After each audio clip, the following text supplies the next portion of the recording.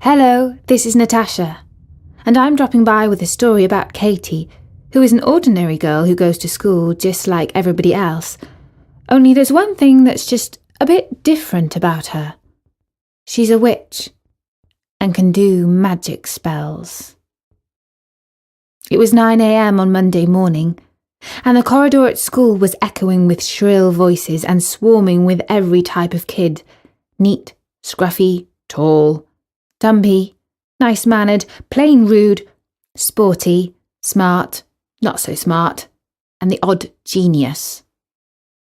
Each and every one of them was unique. For instance, who else but Katie knew the magic spells for turning brown bread into chocolate cake? And who else but Isis came to school with a brand new hairband every Monday? Katie found herself walking behind the blonde head of her best friend now. She tapped her on the shoulder. "Nice hairband," she said. "Oh, thank you," said Isis. "And that's a pretty hairband you're wearing too." Katie was surprised because Isis didn't normally compliment her on what she was wearing. "Do you really think so?" she asked. "Yes, I do," replied Isis. "In fact, let's swap." And before class, there was just time to swap hair accessories and check how they looked in Isis's compact mirror. The swap brightened up a dull Monday. And it was kind of nice to exchange something because, well, you would only do that sort of thing with your best friend. On Tuesday, they swapped shoes. Isis wore Katie's solid, clumpy lace-ups that were strictly school regulation issue. As she took her first steps in them, she said, "Katie, I don't know how you walk in these without turning into Dobbin the Mule." And as Katie tottered along in Isis's pointy slip-ons with hints of heels, Miss Vile told her that if she ever wore them again, she would be sent home to change into sensible shoes. "That's not fair," thought Katie. No teacher ever said that to Isis. On Wednesday, they swapped MP3 players. Katie listened to Isis's chart-topping girl band music and thought it was fun to dance to for one evening. But Isis didn't listen to Katie's underground rock music because it was far too weird. On Thursday, they swapped books. Isis did try to read Katie's books on famous witches in history, but it was really hard going because it was printed in strange Gothic letters.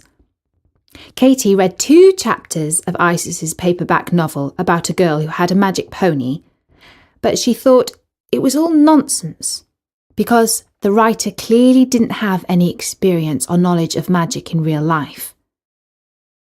On Friday, they swapped watches. Katie wore Isis's watch that had little teddy bears instead of numbers, and Isis wore Katie's magic watch that went backwards for some reason that Katie tried to explain, but Isis simply couldn't for the life of her understand.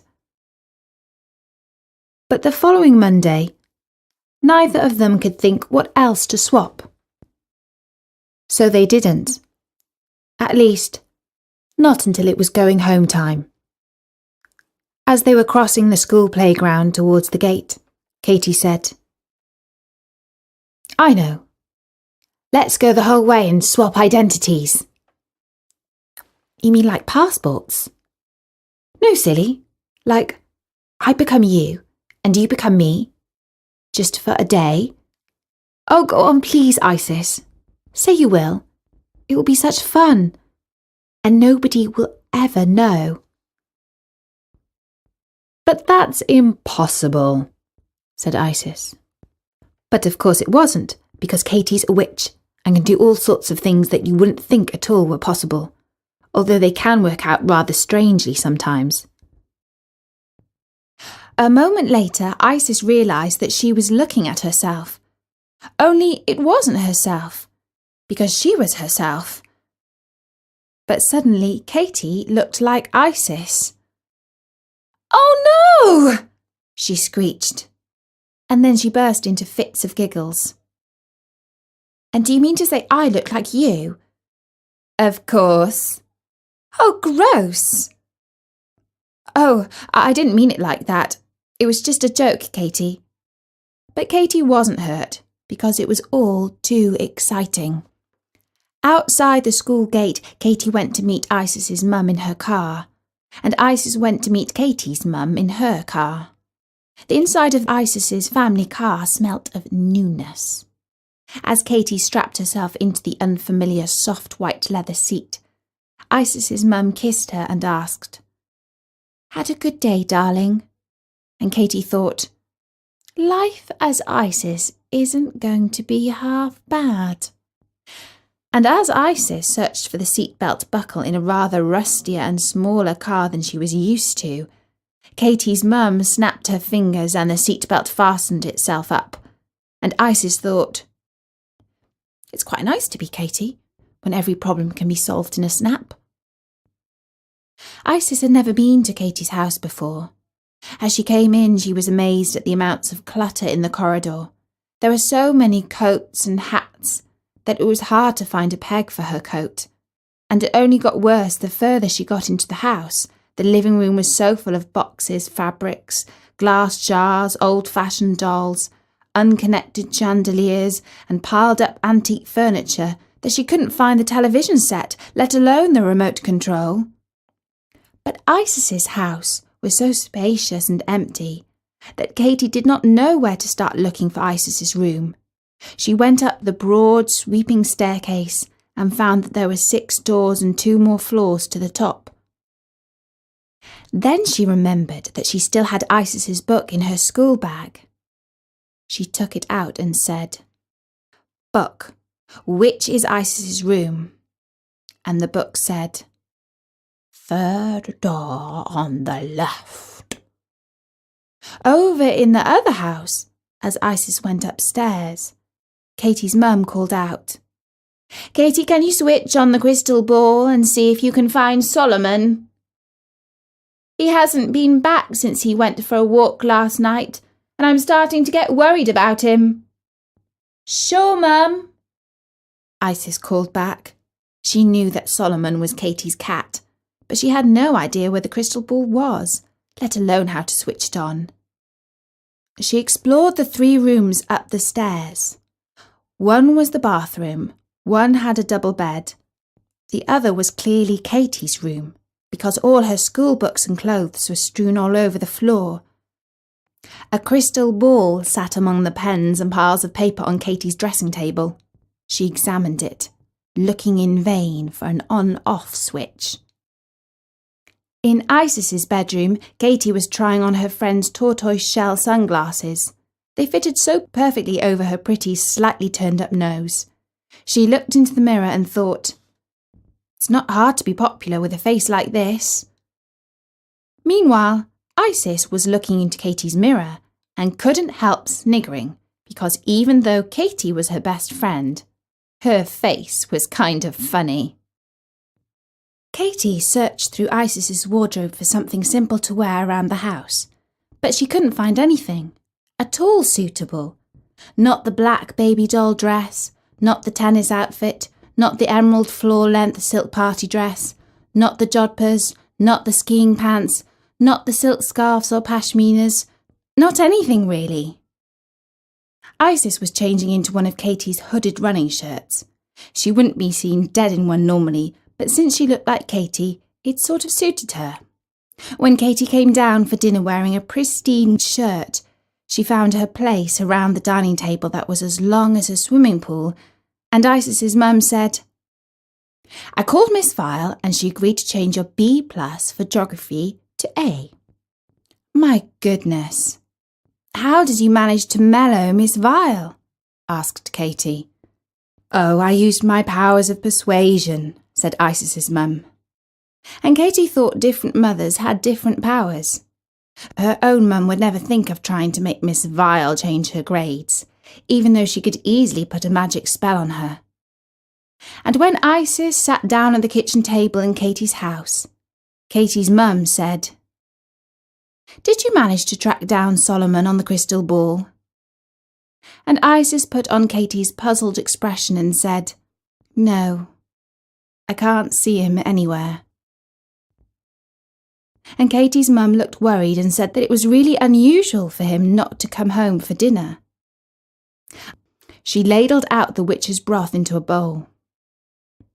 Isis looked at the lumpy green liquid and thought, "Will she believe me if I say I'm not feeling well?"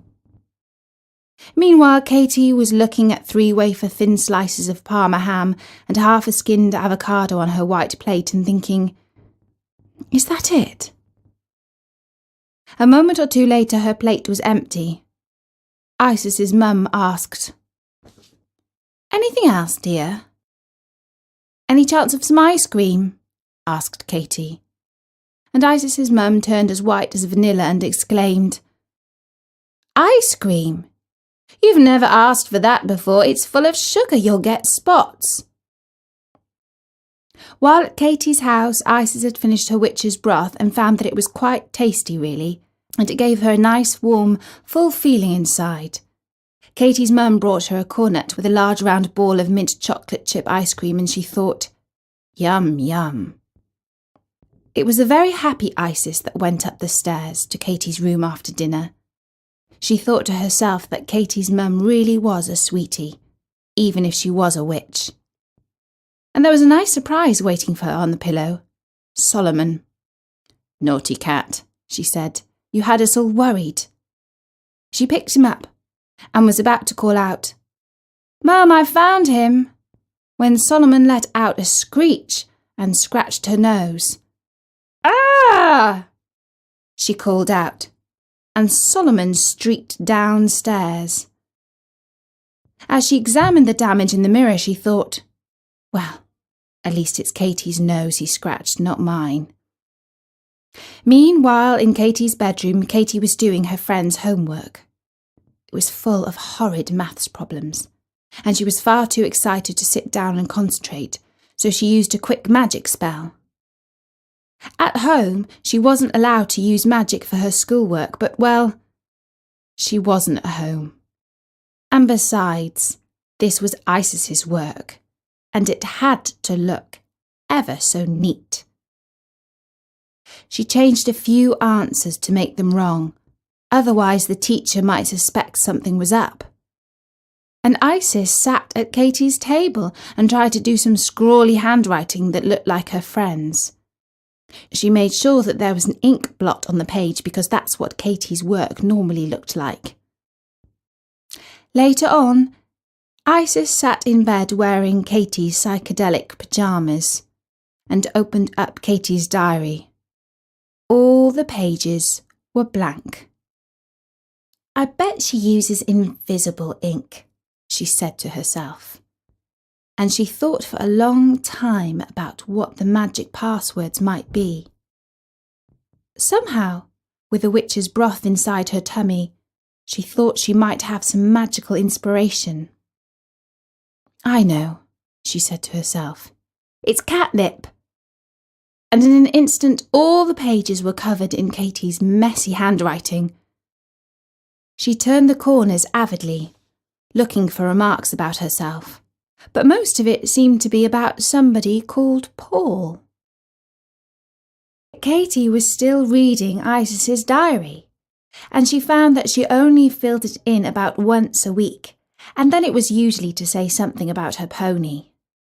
She picked up a pen and wrote, "Today I did a big swap with my best friend Katie, who is an extremely clever witch. In the morning, Isis tried to comb her hair, which was, of course, Katie's hair, and far more tangled and knotty than her own. It was really quite painful. And Katie looked in the mirror at Isis's face and thought, it's nice to be blonde." She slipped on Isis's pointy shoes and was pleased to think that Miss Vile wouldn't send her home to change them, because Isis could get away with so many stylish things that she couldn't. When the two friends saw each other at school, at first they couldn't help giggling, but then Isis said, "Hey, Katie, that shirt's not tucked in. And look at this, your tie's not straight. And as for your hair, My hair. Couldn't you find my comb? Now that you're me, you've got standards to keep up. You can't go around looking like a scruff when you're wearing my identity. And Katie said, Why did Solomon scratch my face? If you've been nasty to my cat, I'll kill you. And they would have quarrelled more, only Miss Vile came into the classroom and they had to sit down at each other's desks and keep quiet. At break time, they both avoided each other. Katie hung out with Isis's friend, and Isis didn't know who to hang out with because Katie didn't nearly have so many friends as she did. She went for a walk by herself around the playing field, and on the way back to the classroom, she met Rachel, a tall girl from the year above, who said, Hey, Katie, have you been out collecting toads? Which was the sort of nasty thing that some people said to Katie quite often. As Isis shook her fist, the girl said sarcastically, Ooh, don't put a magic spell on me. Meanwhile, Katie was listening to Samantha and Isabel chatter on about which soap stars were going out with which footballers according to Hot Gossip magazine. Sometimes, thought Katie, it's just a bit boring being Isis. And she began to see that having perfect looks, perfect clothes, and a perfect house could become a bit of a pain after a while. And so, at lunchtime, the two friends hugged each other, and Katie whispered the magic reverse spell to turn them back into themselves. Oh, that's a relief, said Isis, as she looked at her pretty hands and neatly cut fingernails. And I'm kind of comfortable in my own skin too, said Katie. And she thought to herself that although there was a lot to be said for being somebody else for a while, if only to get a new view on your life, you could only really be happy as yourself, imperfections and all. And that was the story of Katie and the Witch's Swap. I do hope that you enjoyed it and that you liked the pictures by Tia. There are also loads of free stories about Katie and many other characters at storynori.com, so do drop by and listen to a few. For now, from me, Natasha. Bye-bye!